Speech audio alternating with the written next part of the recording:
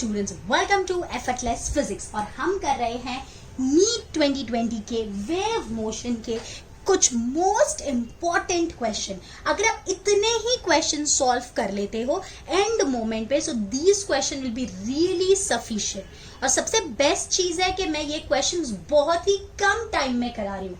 Means हम लोग लगभग 40 से 50 क्वेश्चन करेंगे in less than an hour. मतलब एक घंटे में आपके 50 से 40, इनफैक्ट उससे भी ज्यादा क्वेश्चंस अगर होंगे तो मैं आपके साथ डिस्कस करने वाली हूँ। तो ये बहुत ही अच्छा मौका है, इसको बिल्कुल मिस मत करना, पूरा वीडियो एंड तक देखना। ठीक है, चलिए। तो अब पहले क्वेश्चन में हमको क्या बोला है, हमको एम्पलीट्यूड दिया है, लैम्डा दिया है, फ्रीक्वेंसी दी है और बोला है कि हमारी वेव पॉजिटिव एक्स डायरेक्शन में जा रही है। तो बेटा आपको पता है अगर पॉजिटिव एक्स में जाती है तो इक्वेशन में माइनस आता है, अगर वेव पॉजिटिव एक्स में जाती है तो नेगेटिव आता है, और अगर वेव हमारी नेगेटिव डायरेक्शन में जाती है तो प्लस आता है। अब यहाँ पे ए एम्पलीट्यूड 1 है, lambda 2 pi, frequency 1 by pi. अब के इज 2 पाई बाई लैम्डा, अगर मैं सब्सटीट्यूट करूं 2 पाई बाई 2 पाई तो मुझे के की वैल्यू 1 आ गई। उसके बाद omega is 2 pi F, so that is omega is 2 pi F की जगह मैं 1 बाई पाई लिख रही हूँ, पाई पाई कट, तो ये 2 आ गया। अगर सब्सटीट्यूट कर दो तो 1 साइन एक्स माइनस 2t, तो हमको जो करेक्ट आंसर दिख रहा है दैट इज ऑप्शन सी। अब अगले क्वेश्चन में हमको दो वेव इक्वेशन दी है और हमको फेज डिफरेंस पूछा है। बेटा देख, ये फेज है इसका, लेकिन ये साइन में है, ये फेज इसका है लेकिन ये कॉस में है। तो एक काम करो, इस कॉस को पहले साइन में कन्वर्ट कर दो। तो मैंने इसको लिखा ए साइन ओमेगा टी प्लस के एक्स प्लस पाई बाई 2। अब इसका फेज ये है और इसका फेज ये है। अब अगर अपन फेज डिफरेंस निकाल रहे हैं तो मैं सब्ट्रैक्ट करूंगी phi2 माइनस phi1, तो ये होगा पाई बाई 2 माइनस 0.57। अब pi by 2 3.14 divided by 2 is 1.57 minus 0.57, तो ये कितना आ जाएगा 1। सो the correct answer is 1 radian, that is option A. Yes, in the next question वो लोग ने हमको एक इक्वेशन दी है और ऑप्शंस दिए हैं, यानी कि वेव किस डायरेक्शन में ट्रैवल करिए, उसकी फ्रीक्वेंसी क्या है, उसका एम्पलीट्यूड क्या है, उसका वेवलेंथ क्या है। तो अगर हम इसको स्टैंडर्ड इक्वेशन के साथ कंपेयर करें, y इज a साइन के एक्स माइनस ओमेगा टी, तो x का जो कोएफिशिएंट होता है वो k होता है और t का कोएफिशिएंट ओमेगा होता है। तो यहाँ पे अपन को पहले नेगेटिव है तो पता चल गया wave is travelling in the positive direction.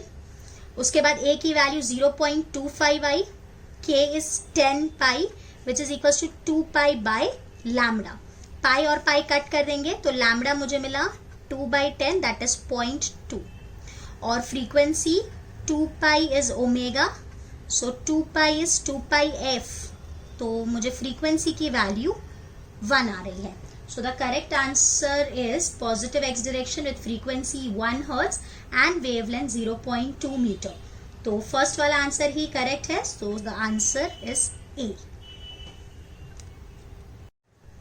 अब इस क्वेश्चन में क्या बोला है, एक्सट्रीम से मीन तक आने के लिए जो टाइम लगता है दैट इज 0.17।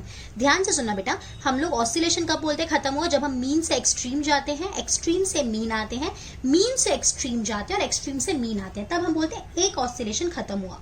बेसिकली इन्होंने हमको सिर्फ एक्सट्रीम से मीन तक जाने का टाइम बताया है। So the total time will be 4 into t, that is 4 into 0.17, this will give me 0.68। लेकिन आपको टाइम नहीं, आपको फ्रीक्वेंसी पूछा है, तो frequency is 1 upon time, so 1 upon 0.68। अगर हम इसको डिवाइड करेंगे तो हमको आंसर आएगा 1.47 and the correct option is option C. देख सकते हो आप, ए और बी तो होगा ही नहीं, दिस इज 1 डिवाइडेड बाई 0.68। आप करके भी देख सकते हो, 100 डिवाइडेड बाई 68 करके देखना, आपको यही आंसर आएगा। अब इस क्वेश्चन में हमको एम्पलीट्यूड, वेलोसिटी और वेवलेंथ दी हुई है और हमको बोला है वेव हमारी पॉजिटिव एक्स में जा रही है, मतलब बीच में माइनस साइन आएगा। तो फर्स्ट ऑप्शन ए और बी तो वैसे ही एलिमिनेट हो गए, मतलब सी या डी में से ही करेक्ट आंसर होगा। अब मैं आपको वेव इक्वेशन लिख के बता रही हूँ, ए sign omega t minus k x या के एक्स माइनस ओमेगा टी, दोनों भी चलता है। अब ओमेगा की जगह हम 2 पाई एफ लिख रहे हैं और के की जगह हम 2 पाई बाई लैम्डा लिख रहे हैं। अब अगर मैं 2 पाई को बाहर निकाल लूं तो ये हो गया f into T minus x by lambda. Lambda तो हमको डायरेक्ट 60 दिया हुआ है, फ्रीक्वेंसी नहीं दी, लेकिन हम सबको पता है v is f lambda, so f is v by lambda, that is 360 by 60. तो यहाँ से हमको फ्रीक्वेंसी 6 आ गई, सब्सटीट्यूट कर देंगे. So y is a sine 2 pi, a की जगह चाहिए तो 0.2 लिख देती हूँ. 2 पाई f की जगह बेटा 60 माइनस x बाई 60. सो कौन सा आंसर मैच हो रहा है? So the correct answer is option C. अब इस क्वेश्चन में हमको फेज डिफरेंस दिया है और हमको पाथ डिफरेंस पूछा है. बट एक बहुत इजी फॉर्मूला है, phase difference is 2 pi by lambda into path difference. मैं सब्सटीट्यूट कर रही हूँ, यहाँ पे डेल्टा फाई की जगह 60 को हम पाई बाई 3 लिख रहे हैं. So pi by 3 is 2 pi by lambda into delta x. ये पाई और पाई कट गया, तो मुझे यहाँ से डेल्टा एक्स की वैल्यू आ रही है lambda by 6. So the correct answer is option ए. अब बेटा इस क्वेश्चन में हमको ये लोगों ने एक वेव की इक्वेशन दी है और बोला है ये सब चीजें सेंटीमीटर में है और टाइम सेकंड में है. तो बेटा एम्पलीट्यूड तो मुझे डायरेक्ट मिल गया 4 सेंटीमीटर, और यहाँ पे बेसिकली मैंने एक इक्वेशन भी लिखी है, wave equation a sine omega t minus k x plus 5 where 5 is a epoch. ठीक है, अगर आप इन दोनों को कंपेयर करेंगे तो यहाँ से मिलेगा omega is pi by 5 and k is pi by 9. ठीक है, तो ओमेगा को मैं लिख सकती हूँ 2 पाई एफ इज पाई बाई 5, पाई और पाई कट गया, तो फ्रीक्वेंसी मुझे 1 बाई 10 आ रही है यहाँ से, और के की जगह बेटा 2 pi by lambda which is pi by 9. तो पाई पाई कट करेंगे तो लैम्बडा मुझे 18 आ रहा है, 18 सेंटीमीटर. तो बेटा और फ्रीक्वेंसी ये लोगों ने 5 दी है, नहीं वो तो रॉन्ग हो गया. फिर ये फ्रीक्वेंसी दी है, शायद वेलोसिटी दी है, वो वेलोसिटी भी नहीं लग रही है बिकॉज उसका यूनिट कुछ अजीब सा ही है. तो सेंटीमीटर में दिया है, सो वो नहीं हो सकता, ए भी नहीं हो सकता. बेसिकली हमको राइट आंसर आ गया तो हमको ज़्यादा सोचने की ज़रूरत ही नहीं है, हमको लैम्बडा डायरेक्ट आ गया 18 centimetre. So the correct answer is option B. ठीक है, ये एक अच्छा क्वेश्चन था, आप उम्मीद कर सकते हो ऐसा क्वेश्चन आपको एग्जाम में देखने मिल सकता है. अब इस क्वेश्चन में एक रोप दी है जिसकी लेंथ L है और जिसका मास m1 है. यहाँ से हमने एक ब्लॉक बांधा है या ब्लॉक टाई किया है जिसका मास m2 है. यहाँ पे जो वेवलेंथ क्रिएट हो रही है that is lambda 1 lower point में, और यहाँ पे जो क्रिएट हो रही है दैट इज लैम्बडा 2. हमको लैम्बडा 2 बाई लैम्बडा 1 पूछा है.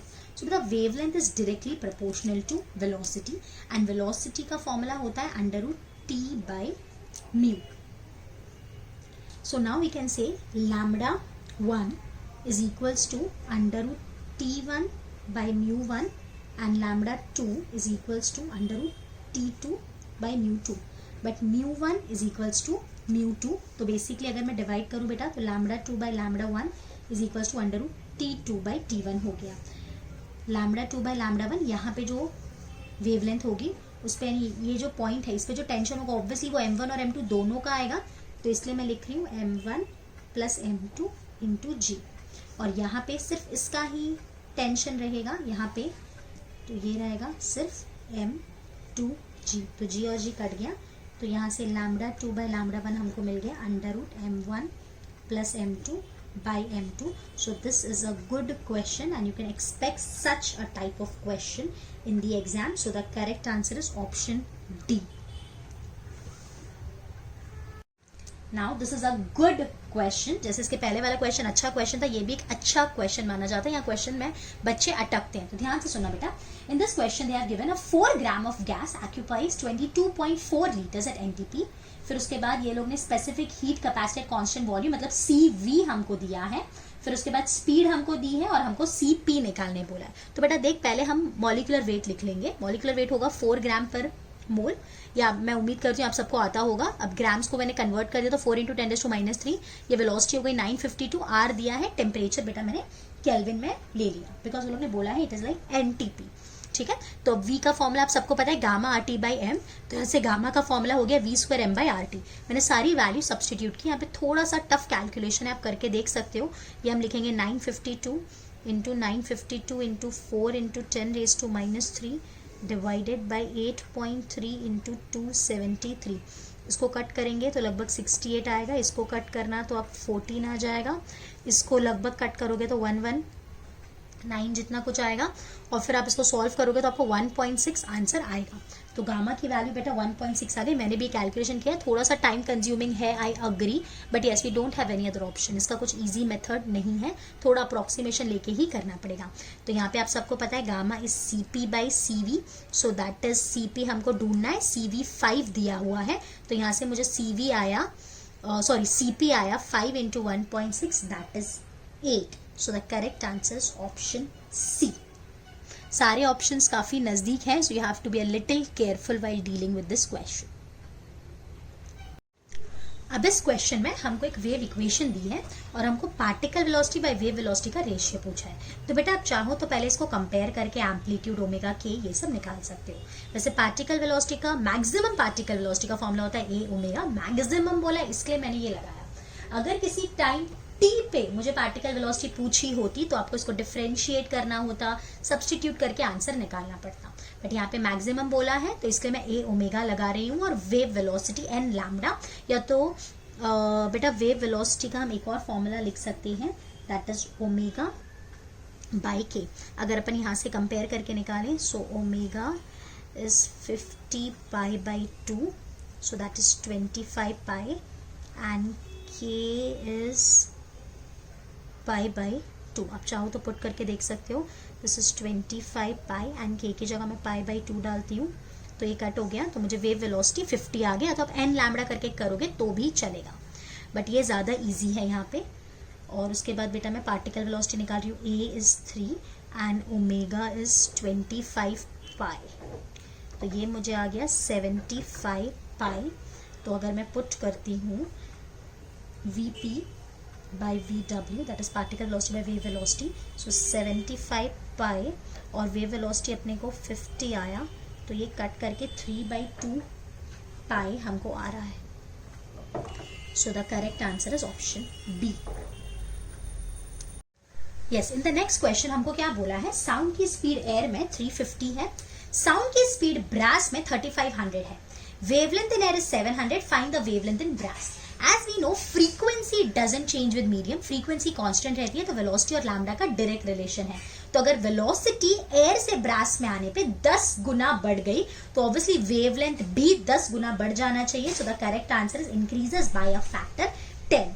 अगर आपको ये नहीं समझता तो आप निकाल के देख सकते हो, VB by VA is a lambda B by lambda A, direct relation से। तो VB is 3500, VA is 350, lambda A is 700, तो ये कट किया, ये 10 आ गया, तो लैम्डा B हमको 7000 आ गया। तो डायरेक्टली हमको समझ में आ रहा है कि 700 से 7000 मतलब वो 10 टाइम्स इंक्रीज हो गया। सो the correct answer is option C।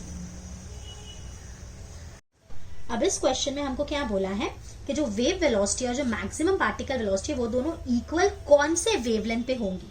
So particle velocity is equals to wave velocity and maximum particle velocity। तो maximum particle velocity का फॉर्मूला A ओमेगा, ये बहुत इंपॉर्टेंट है, याद रखेंगे, यहाँ बच्चे मिस्टेक करते हैं। वेव वेलोसिटी का फॉर्मूला वही अपना n लैम्डा यूज कर सकते हैं, या तो फिर ओमेगा बाई k भी यूज कर सकते हैं। तो ओमेगा ओमेगा कैंसिल, तो यहाँ से आपको मिला k is 1 by a। k क्या होता है, 2 pi by lambda is 1 by a, so lambda is 2 pi a। So the correct answer is option C। Yes, in this question हमको एक वेव इक्वेशन दी है और हमको speed of the wave v पूछा है। तो आप सबको पता है v का फॉर्मूला ओमेगा बाई के हम यूज करेंगे। x के साथ जो कोएफिशिएंट होता है वो हमारा k होता है, और t के साथ जो होता है वो हमारा ओमेगा होता है। तो बस सब्सटीट्यूट कर दो, सो 4 pi by 0.5 pi, pi pi cut कर गया, 0.5 इज नथिंग बट 1/2, तो मुझे वेव की स्पीड आ रही है 8 मीटर पर second. This is the right answer option A. देखा कितना इजीली क्वेश्चन हो जाते हैं, बच्चे बिना मतलब डरते हैं, कुछ रीजन नहीं होता। ऐसे क्वेश्चंस आपको एग्जाम में भी ऐसे ही क्वेश्चन आने वाले हैं, बिल्कुल डरने की जरूरत नहीं है। जो क्वेश्चंस मैं करा रही हूं उनकी प्रैक्टिस आप करिए, थियरी आप करिए, that will be really sufficient.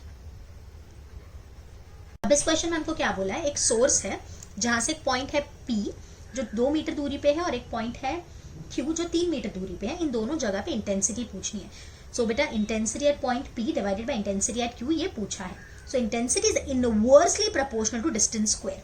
तो हमने लिखा IP by IQ is RQ by RP का स्क्वायर।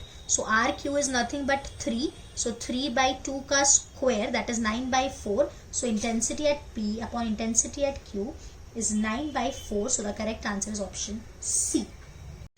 इन दिस क्वेश्चन हमको फ्रीक्वेंसी और वेलोसिटी दी है और हमको वेवलेंथ पूछा है. काफी क्वेश्चन बड़ा दिख रहा है तो बच्चों को लगता है पता नहीं क्या क्वेश्चन होगा, बट जरूरी नहीं है कि हर बड़ा क्वेश्चन डरावना हो. यहाँ पे बेटा सिंपल देखो, फ्रीक्वेंसी कन्वर्ट कर दी, मेगा था तो 10⁻⁶ और किलोमीटर था तो 10⁻3. कन्वर्जन मत भूलना बच्चे, ये सिली मिस्टेक करते हैं. सो lambda is V/F. So that is 1.7 into 10⁻³ divided by 4.2 into 10⁻⁶. तो ये कट गया, ये 3 बच गया, तो ये मैं ऊपर ले जाती हूँ. तो ये लैम्डा हो गया बेटा, अपन इसको 17/42 लिख सकते हैं इंटू 10⁻⁻3. उसके बाद मैं इसको 170/42 लिख रही हूँ इंटू 10⁻⁻4. तो इसको मैं लगभग कट करूंगी तो 4 आता है, तो ये हो गया 4 into 10⁻⁻4 metre. So the correct answer is option A. Sorry, A नहीं, माइनस ए में तो -3 है. So the correct answer is option C, that is 4 into 10⁻⁻4. Next question, the temperature at which the speed of the sound become double as what was at 27 degree Celsius. मतलब 27 degree Celsius पे बेटा मान ले तेरी velocity v है. ऐसा कौन सा टेम्परेचर होगा जब तेरी वेलोसिटी 2v हो जाएगी, मतलब इस वेलोसिटी की डबल. तो बेटा v is directly proportional to √t. तो मैं लिख रही हूँ 2v/v is equals to √t by 27 degree Celsius है, तो मैं इसको केल्विन में कन्वर्ट कर रही हूँ. सो 273 + 27, तो ये v और v कट कर देंगे, तो ये हो गया 2 इज इक्वल्स टू √t/300. अगर हम दोनों साइड स्क्वायर करते हैं तो ये हो जाता है 4 into 300 is t. So that comes out to be 1200 in kelvin. आपको सेल्सियस में पूछा है तो आप -273 कर देंगे तो हमको t की वैल्यू आएगी 927 degree Celsius. So the correct answer is option C. ये क्वेश्चन भी उम्मीद कर सकते हैं आप एग्जाम में आ सकते हैं. अब अगले क्वेश्चन में बेटा हमको वेलोसिटी दी है 330 मीटर पर सेकेंड, पाथ डिफरेंस दिया है 40 सेंटीमीटर जिसको मैंने मीटर में कन्वर्ट किया है, फेज डिफरेंस दिया है 1.5 और फ्रीक्वेंसी पूछी है. तो बेटा यहाँ से साफ साफ पता चल रहा है कि फेज डिफरेंस और पाथ डिफरेंस के फॉर्मूला से आपको पहले लैम्डा निकालना है. सो 1.6 pi is 2 pi by lambda into 40 into 10⁻². ये पाई और ये पाई काट देते हैं, तो लैम्डा की वैल्यू आ रही है बेटा, एक मिनट, दिस इज 2 इंटू 0.4 लिख सकते हैं अपॉन 1.6. इसको मैं कट कर रही हूँ तो 1/4, तो मुझे आ गया 1/2 that is 0.5. Frequency is v by lambda that is 330 by lambda is 0.5. 0.5 को मैं 1/2 लिख सकती हूँ, 2 ऊपर आ गया, तो मुझे यहाँ से मेरा जो फ्रीक्वेंसी है वो आ रही है 660 hertz. So the correct answer is option C. अब अगले क्वेश्चन में हमको क्या बोला है कि अगर हम एम्पलीट्यूड को डबल कर दे और फ्रीक्वेंसी को 1/4 कर दे तो इंटेंसिटी पे क्या फर्क पड़ेगा. तो सबसे पहले इंटेंसिटी का फॉर्मूला क्या होता है, that is ω²a² ρv/2. Omega is you know angular velocity, a is the amplitude, rho is the density of the medium and v is the velocity or the wave velocity. So intensity is directly proportional to frequency square and directly proportional to amplitude square. तो I2 by I1 is N2.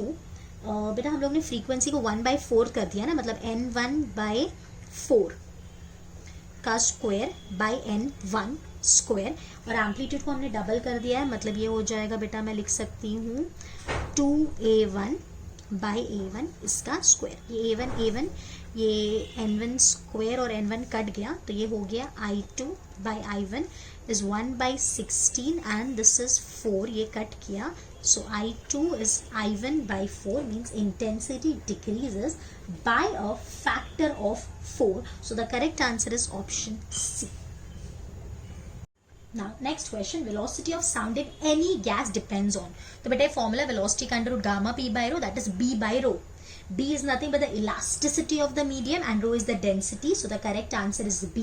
It depends on density and elasticity of gas. In the next question वो लोग ने हमको I max और आई minimum का सम पूछा है। तो आई मैक्स का फॉर्मूला बेटा root I one plus root I two the whole square, I minimum का root I one minus root I two the whole square. तो पापा ने ब्रैकेट ओपन कर लिया, A plus B the whole square, A minus B the whole square. तो ये हो गया हमारा ए प्लस बी और ये हो गया ए माइनस बी। तो बेटा ये आप देख सकते हो ये कट हो गया, तो हमको मिला I one plus I two plus I two. तो ये हो गया 2i1 प्लस 2i2, हमने 2 कॉमन निकाल लिया, तो ये हो गया i1 प्लस i2। तो अगर हम देखते हैं तो करेक्ट आंसर है ऑप्शन बी। अब इस क्वेश्चन में हमको क्या बोला है कि दो वेव इक्वेशंस हैं, दोनों जो वेव इक्वेशन आप देख सकते हैं दोनों का एम्पलीट्यूड ए है और जो रिजल्टेंट बन रहा है इन दोनों को सुपर इम्पोज करने के बाद उसका भी एम्पलीट्यूड ए है। मतलब दो वेक्टर्स को, जो दोनों वेक्टर्स सेम है, उनका अगर अपन ऐड करेंगे तो रिजल्टेंट भी सेम आता है। तो मैंने आपको वेक्टर्स में बताया था अगर कभी भी ऐसा हो तो उन दोनों में एंगल 120 डिग्री होगा, दैट इज 2π/3। अगर आपको याद नहीं है तो मैं प्रूफ भी करके बता देती हूँ। r is 2a cos 5/2, so here r is also a, so a is 2a cos 5/2, a और a कट गया तो 1/2 is cos 5/2, so cos inverse of half is 5/2, that is 60, so 60 into 2 is 120, so phase difference is 5, that is 2π/3, so the correct answer is option B। अब इस question में हमको दो wave equation दी है और हमको बोला है कि अगर वो दोनों सुपर इम्पोज हो जाएंगे तो रिजल्टेंट वेव कैसी होगी। तो एक का equation a cos omega t plus delta, where delta is alpha plus π/2 और दूसरा is y is a cos omega t plus alpha. बेटा मैंने इसको क्या किया, ये जो π/2 था ना, अब मैंने इसको साइन के फॉर्मेट कन्वर्ट कर दिया, तो ये हो गया minus a sine omega t plus alpha. अब आप इन दोनों को स्क्वायर और ऐड करोगे तो ये हो जाएगा y square plus x square. अगर हम इस पूरे का स्क्वायर करें तो बेटा ये हो जाएगा A square cos square omega t plus alpha और यहाँ पे भी हो जाएगा plus A square sine square omega t plus alpha, right. अब अगर हमें ए स्क्वायर कॉमन निकाल लूँ तो ये हो गया cos square omega t plus alpha plus sign square omega t plus alpha. ये पूरा टर्म हमारा 1 बन जाएगा, तो ये हो गया x square plus y square is a square. तो ये तो एक सर्कल की इक्वेशन लग रही है, so the correct answer is option B. Again a good question, ये क्वेश्चन में बच्चे अटकते हैं, तो अगर आपको एग्जाम में आए तो भी आप ध्यान रखेंगे।